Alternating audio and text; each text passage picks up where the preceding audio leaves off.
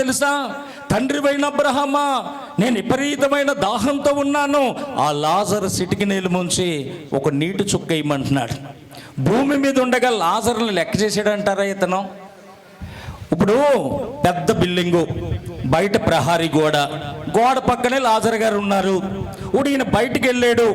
ఈయన రాగానే ఒకవేళ బెల్ల కొట్టాడు లేదా ఆర్న కొట్టాడు, ఎవరు తలుపు తీస్తారు? బెల్లం వచ్చి తీసేద్దేంటి?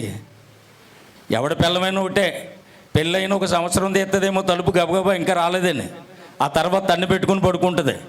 చాలామందికి ఇప్పుడు బెల్లమే బెల్లం అయిపోతుంది కదా. ఏమంటే అవ్వాలి కాదని నేను అన్నాం, కానీ ఒక సంవత్సరం మెలకుగా ఉంటుంది. ఆ తర్వాత ఆమె పగలంతా ఇంట్లో పని అంతా చేసుకొని పడుకుంటుంది, లోపల వినబడదు. కానీ ఇప్పుడు బెల్ల కొట్టగానే తలుపు తీసేవాడు ఎవడంటే ఈ లాజరే. మా అయ్యగారు బయటికి వెళ్ళారు, ఏం సమస్యలు ఉన్నాయో, ఏం బాధలు ఉన్నాయో, ఏ కష్టాలు ఉన్నాయో, పాపం ఇంకా రాలేదు, ఇంత టైం అయిందని అలా చూసేవాడట. కారు రాగానే ఆర్డర్ కొట్టగానే గబగబల్లి గేటు తీద్దామనేసరికి లోపల ఉండేవాడు, రే నీ దరిద్రమైన చెయ్యికిరా, తీసేయి, గేటు ముట్టుకోవద్దు, తీసేయి, నీ చేతిలే అసహ్యం, నువ్వు పట్టుకున్నావంటే నాకు చాలా ఎలర్జీ వచ్చేస్తుంది, తీసిపాడే చెయ్యని ఓడట. భూమి మీద ఉండగా చెయ్యి పనిచేయలేదు. ఇప్పుడు ఏ చేత్తో కావాలట నీళ్ళు? ఇప్పుడు ఏ చేత్తో కావాలట నీళ్ళు?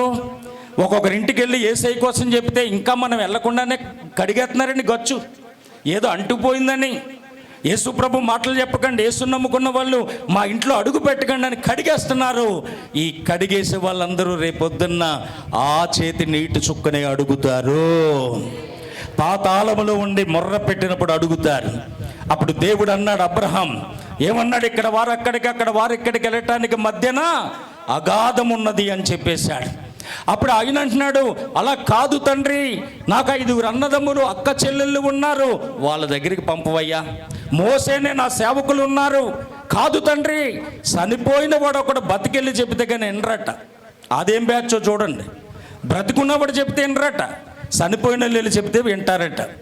ఏమండి నేను అలా కుదరదు, మోసేనే సేవకులు ఉన్నారు, ఆ మాట వింటే నా దగ్గరికి వస్తారు, వినకపోతే నీ దగ్గర